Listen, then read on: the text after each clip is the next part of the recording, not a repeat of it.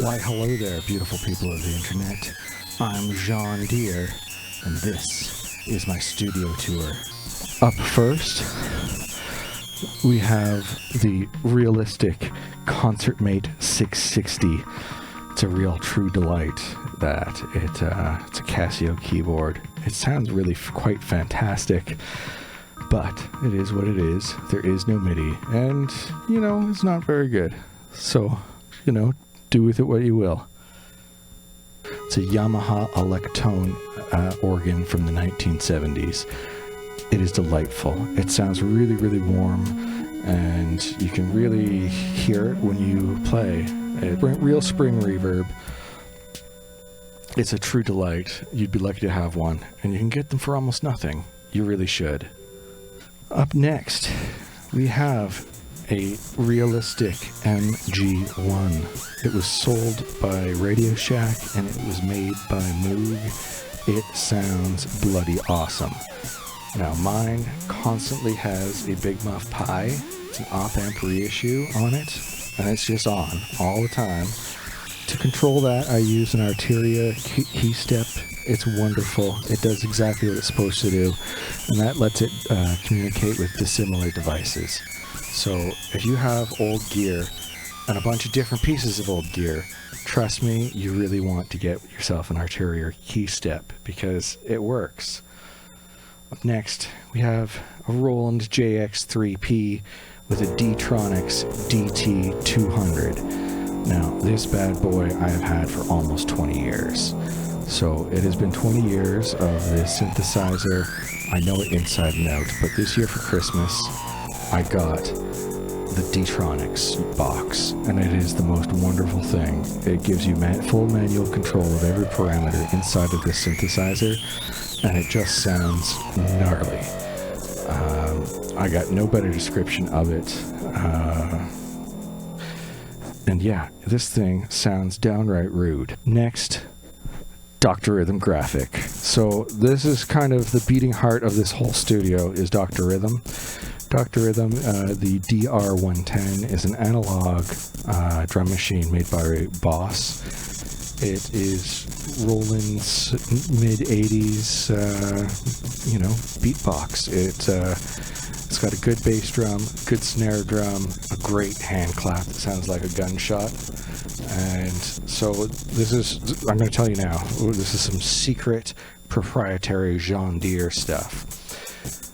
It goes out from my DR110 into a Boss HM2 that is of the similar vintage. This is an old one. It's not one of the reissue Wazes.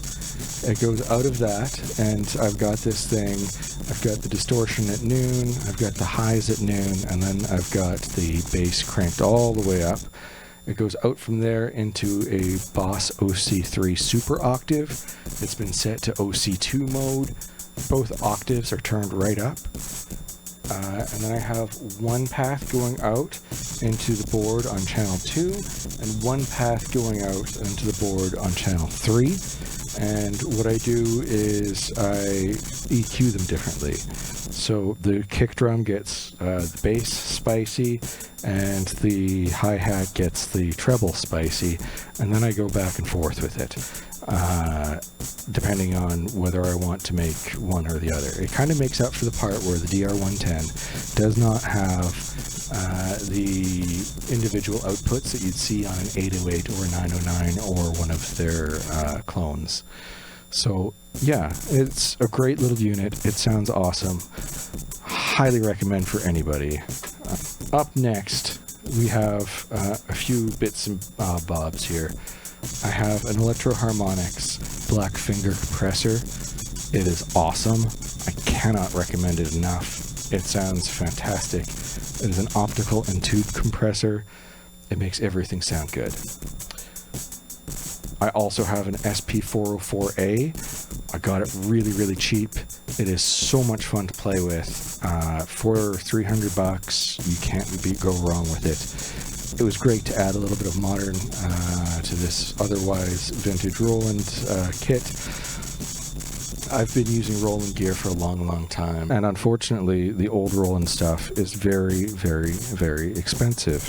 So I guess I threw in a new piece. It does what it's supposed to do, and really messes up a beat. But now we're getting to the like real heart of the whole thing, which is my mixer. So the mixer is a Roland PA250. It's in the catalog, the 1983 catalog for Roland keyboards, right beside the DR110 and the JX3P.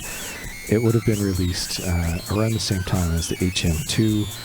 This thing is like an 8-channel fire-breathing monster. It sounds amazing. I only paid $130 for it Canadian, and it's really, really dead simple. At the top we have echo standby that turns it off, or spring reverb that's built in. The echo is on a send return. And then you have an attenuation knob, which is actually just gain, and there is a lot of gain on tap here. And then the equalizer section, we have a high and we have a low. We have the effect send for the echo and the reverb, and then we have a pan pot going left and right. So because this is old and the levels that come out of it are really, really hot, what I do is I go out of this mixer into my old Behringer mixer. So all of this gets summed down to mono, which means that if you twist the pan pot left or right, you can select between one of the two graphic equalizers. So sometimes I'll set the bass all the way up on one, and then I'll set the treble all the way up on the other. And then you can alternate back and forth between the two on the pan pot. It's a lot of fun. This mixer sounds great. I love it to bits. That has been the tour of John Deere Studios. I hope you liked it. And yeah, see you next time.